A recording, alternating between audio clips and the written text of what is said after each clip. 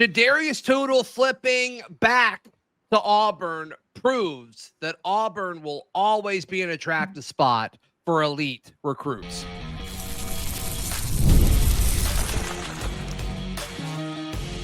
You are Locked On Auburn, your daily podcast on the Auburn Tigers. Part of the Locked On Podcast Network, your team every day. Yes, welcome on into Locked On Auburn, your daily Auburn Tigers podcast. I'm your host, Zac Blackerby, and thank you so much for making Locked On Auburn your first listen every single day. We're dapping up with the Darrell Dapprich, Montgomery radio legend, hanging out with us.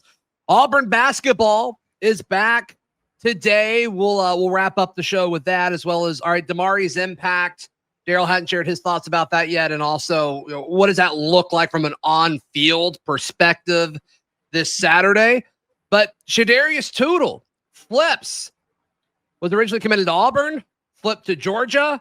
And then when Georgia beat Auburn, he said, no, I still want to go to Auburn when it's all said and done. And they're like, obviously, we all have shared our thoughts on Shadarius Toodle as a player and his importance and being an in-state guy and all of that stuff.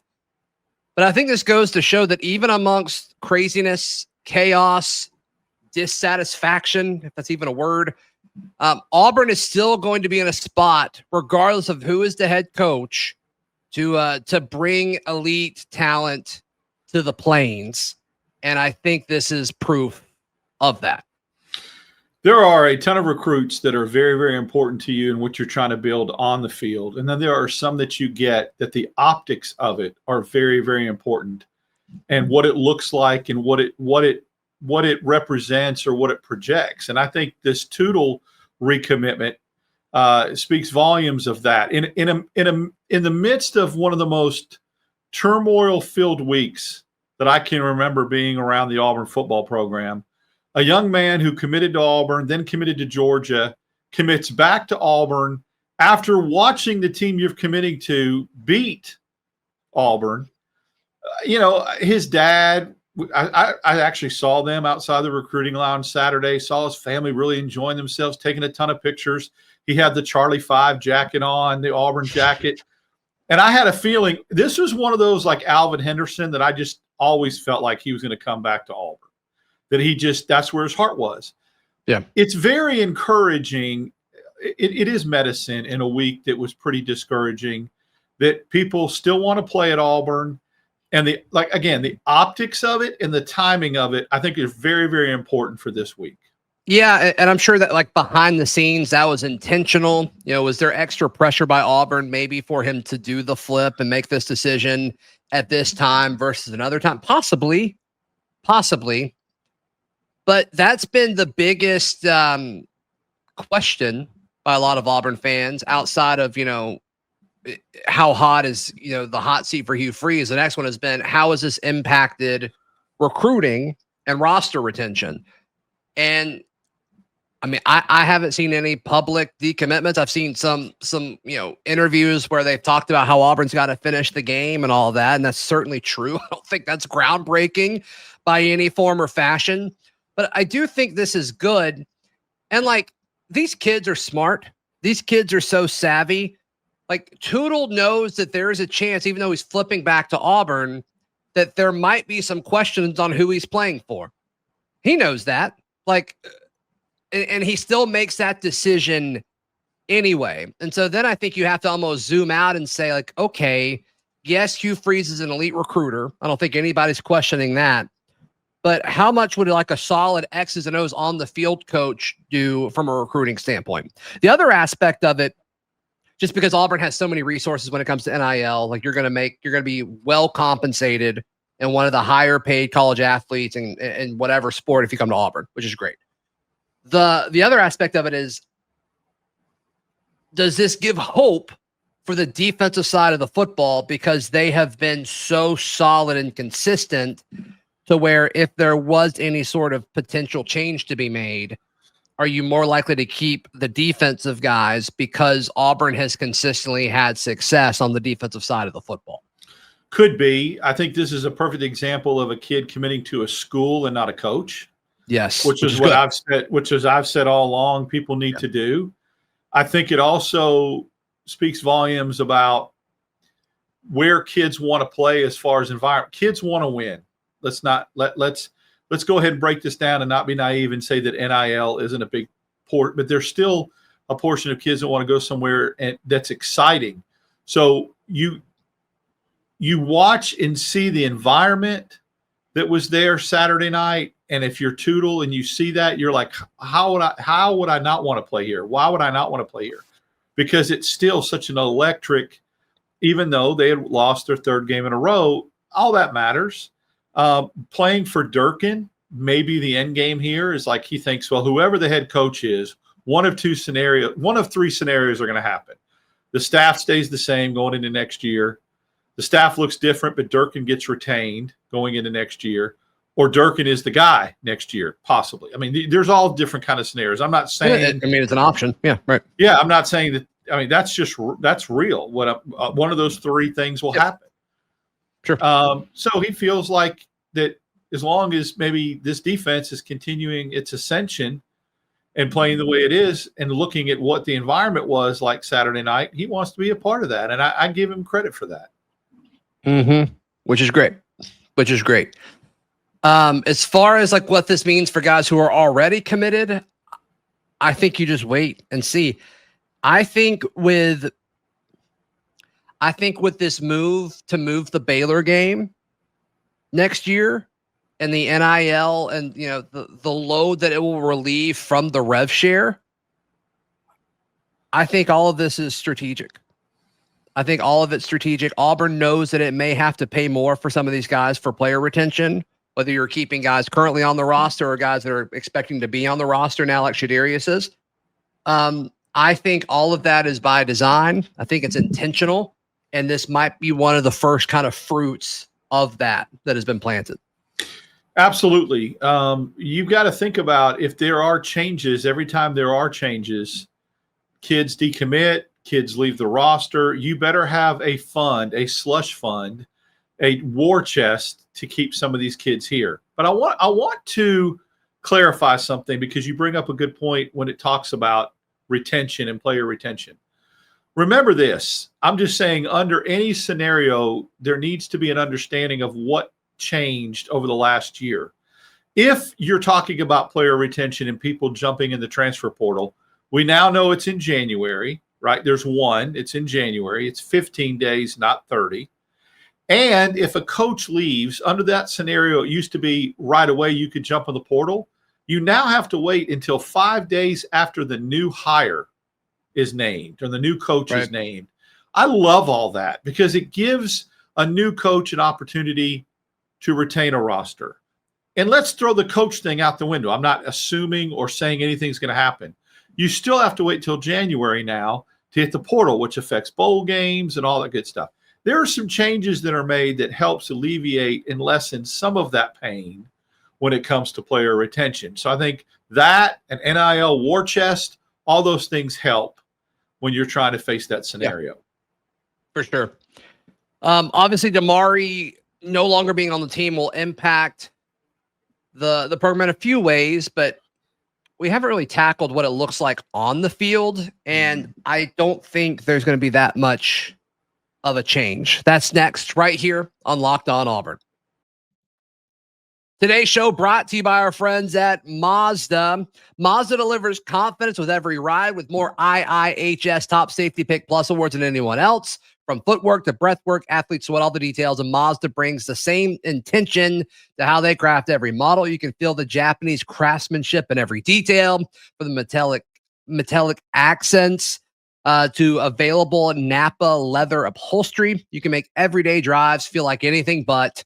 From smooth handling to intuitive controls. Like our players, we sweat every detail because when you make every move count, impossible becomes irrelevant. Mazda, move and be moved. Today's show also brought to you by our friends at Monarch Money. Most people can't name all the financial accounts and what they're worth, whether it's 401ks, whether it's financial accounts at previous employers, properties, investments.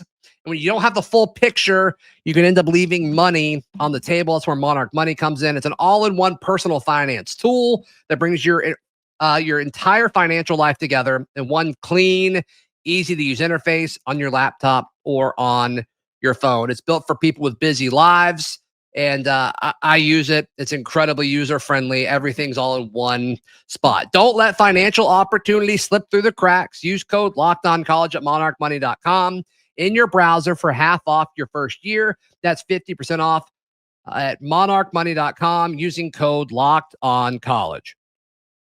Darrell Dapprich, Montgomery radio legend, hanging out with us on the Wednesday edition of Locked on Auburn.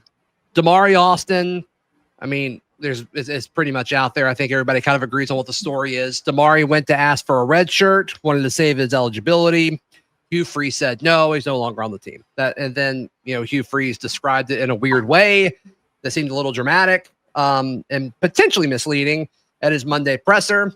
And you've seen some players speak out on socials in support of Damari and all that, which shouldn't be surprising at all. We'll get to the on-field aspect of it because I don't think it's really going to be felt that much. Darrell, would love to hear your thoughts on that in a moment. But as far as the macro, the meta, the zoomed out impact of this, just give me 60 seconds or so on like what you think this could mean. I think it was handled. I think that there were a lot of different things going on at the same time, a lot of different issues that you can't just pigeonhole it into one. And people get in camps a lot, pro Damari, pro team. Look, there's a lot of different factors. Let's consider all of them. First of all, it was handled poorly as far as the press conference, because the verbiage, the tone, the words used, not correct. Okay. Shouldn't have done that and should have explained that a little bit differently. Going to ask for a red shirt in the middle of the season and shutting it down, you can frame that any way you want to. I love Damari Austin. People forget during the Harsin years, he was a tremendous recruiter for Auburn and very pro-Auburn. But let's call a spade here and understand that asking for a red shirt in the middle of the season and not wanting to play anymore is quitting. You're not quitting the team and saying, okay, I want to hang around it, but you're not wanting to play anymore in a position that you got a lot of freshmen behind Jeremiah Cobb. If you leave, and he's very, very important, Damari is. So I see both sides of this, and it's okay to look at both sides and say, I don't blame Damari for wanting to redshirt because he wants to utilize his last year of eligibility to get as many carries as he wants. I don't blame some of the coaching staff for being pissed off about that either, for him coming to them and saying, I don't want to be available for Missouri Saturday. I don't blame his teammates for coming out in support of him, and I don't blame some of the teammates that weren't really thrilled about it, that we don't hear about because they don't go on social media and rip him. But there are people in that locker room that were not happy that Damari virtually quit. We need to tell the whole story about that, okay? So, again, a lot of things can simultaneously be right at once.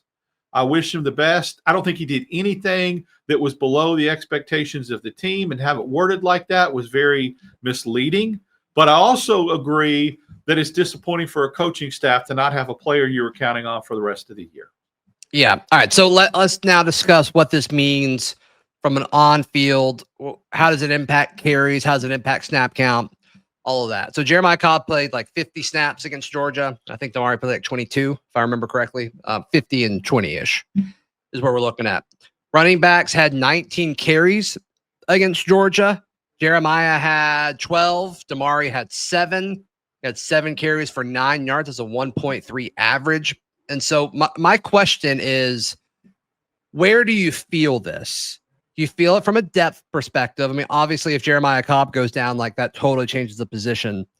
But how this is being used currently is Damari was used in passing situations to protect Jackson Arnold. And he did a pretty good job of that against Georgia. I haven't looked at the grades or anything like that, but just like watching the tape and watching the game in real time, like there were several key pickups to protect Jackson's blind side that I thought were impressive because it didn't really seem like Jackson knew that guy was coming, but Damari handled it. I think you feel it there. As far as like actual rushing attempts, worst case, like I think Cobb could handle 19 carries. I don't think that would ever happen. But if you needed to give Cobb 15, if 19 is our number and you wanted to give 5 to Omar, like I don't think the drop off of production would be there. I think it'd be about the same. I agree 100%. It's kind of the same ratio I had in mind. First of all, you may let Jackson run it a couple more times, which has been shown to be effective. Let him run it like he did against Baylor. Give Cobb 15 to 16 carries. Increase Jackson's carries by 2 or 3 or 4 than what you've normally been averaging, and give Omar 4 or 5 carries, and you're fine. Pass protection, you're going to maybe have to do some sort of scenario where a tight end or somebody has to stay in and chip, or something different, because that pass protection thing is a big deal, especially like you said on that blind side. So somebody's going to have to step up there and handle that responsibility. Yeah, in his 22 snaps against Georgia, he was asked to pass block on 5 of them.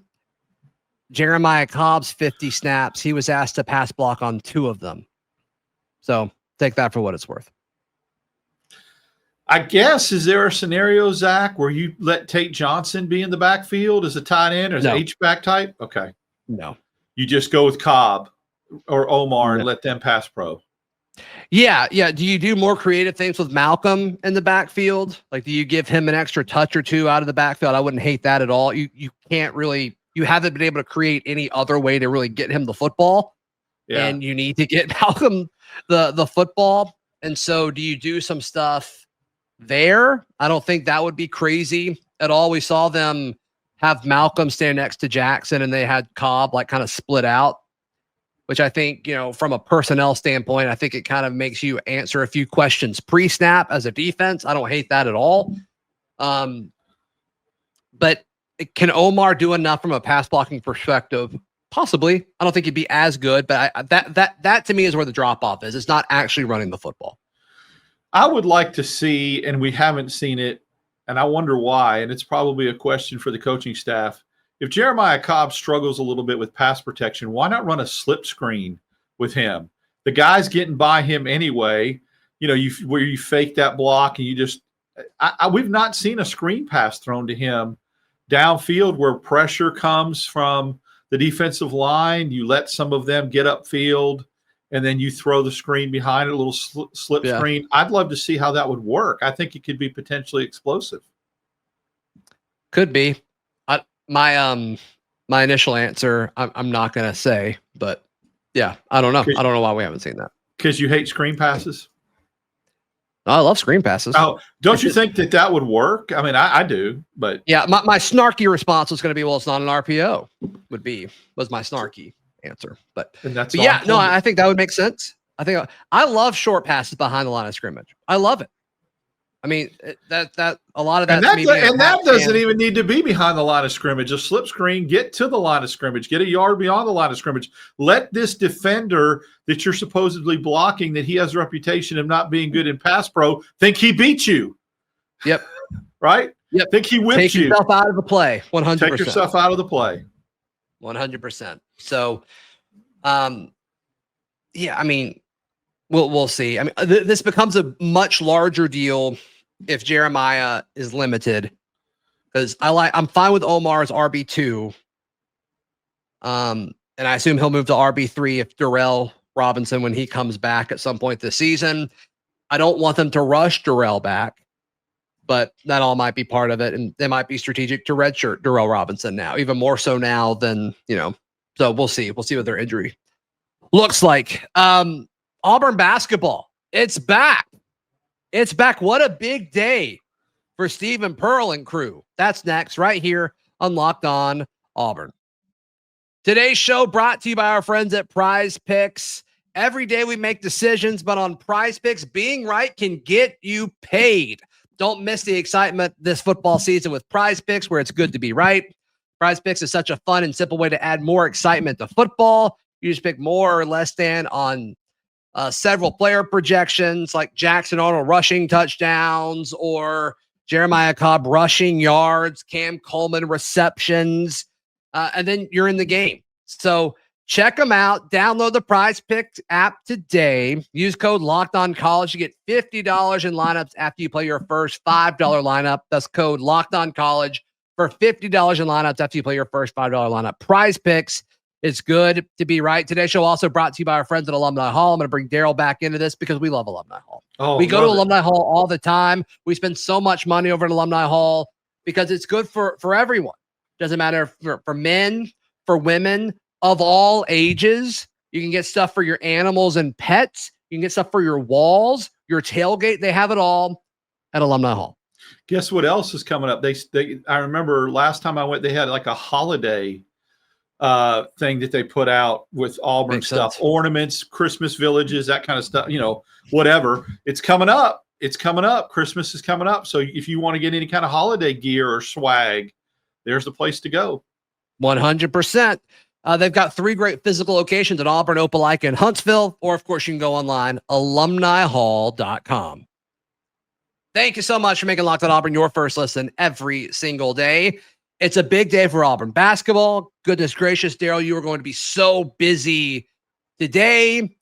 Auburn goes as part of the SEC Basketball Media Day stuff today, and then they're playing an exhibition Wednesday night against Oklahoma State. And Darrell, you will be there. We will go live as soon as it's over and start getting into the swing of things when it comes to the basketball season. You know how giddy that makes me when I hear you say we're going live for a basketball game. I'll be doing that right from Boutwell Auditorium in my press row seat as soon as the game ends. I will be covering SEC Media Days for Locked On Auburn and the Barn. I'm going to do both, Zach. Auburn goes at 9 o'clock. The men's do 9 o'clock this morning. And then the women go at 11. And I'm going to kind of talk to Coach Vickers a little bit too, get a little skinny there with it being a new era on the Plains with the new women's coach. I have an opportunity to talk to some of the players that he brought, and then get back, get rested up, get ready to watch.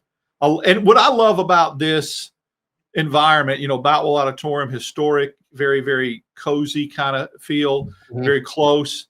Auburn's going to play a lot of people tonight, a lot of people. So if you're there watching it, there is also a YouTube link I provided on my Twitter feed that you can watch the game live. As soon as it's over, please come over to us to get some impact. But there's going to be a lot of people that will be playing tonight, and that's always fun. That is always fun to see a lot of different faces.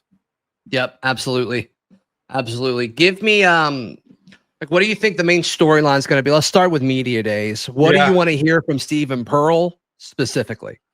I want to hear what he feels like his own. He's not, people want to talk about him being his dad's son. He's got to step out of that shadow and not be Bruce Pearl's son and be Stephen Pearl and stamp his own identity onto this team. What does that look like? What does style of play look like? How many players? Is it up tempo, defensive, all that stuff? I want to really hear what he feels like this is going to be his team and what that imprint looks like. I also am curious to know who's influenced him. And that's the question I'm going to ask first is, besides your dad, give me a couple coaches that have influenced your coaching career, style of play, have had an impact on you. That always is very telling because then you can kind of get a look into what style or what kind of overall take. And then, of course, the players that are there. Defensively, hearing that he still really, really wants to work on that. I'm going to be looking forward to seeing how they switch. What do they come out? Man, zone, what do they do? So a lot of storylines there could come at a much better time than it is right now. Yeah. And I can't wait to see Wednesday night how this team, who none of these guys have played together. You got one returner, which is Dahad, obviously. Right. None of these guys have played together before. And so what does that look like early on? I mean, this is going to be a situation where they could get better over the course of the season. Like we see this with Kentucky teams a lot where over the course of the season, they finally gel. Last year's team and this year's team, very different as far as what we expect them to do and how they expect them to play stylistically. But also from a chemistry standpoint. I mean, last year's team has been playing together a lot. There were some guys that they added to kind of, help put them over the edge, which worked. This year's situation, extremely different.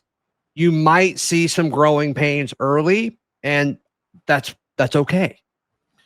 Well, a lot of teams throughout the country have that issue. You make a great point about where they get better as the season goes on because of this one-and-done scenario. Auburn's been very blessed that they've had a lot of this team together for a long time. This isn't a one and done.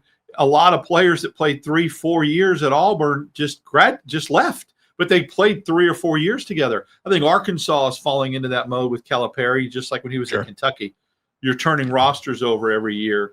Right. I think it's going to be evident even in an exhibition game how they distribute the ball, how they share the ball, how they look for each other. Remember, Auburn did a really good job with backdoor cutting and the passing, and even from the bigs. Remember, Janai Broome could find a cutter or find a backdoor guy hitting a three, and it was like he had eyes in the back of his head from a big man being able to pass that way.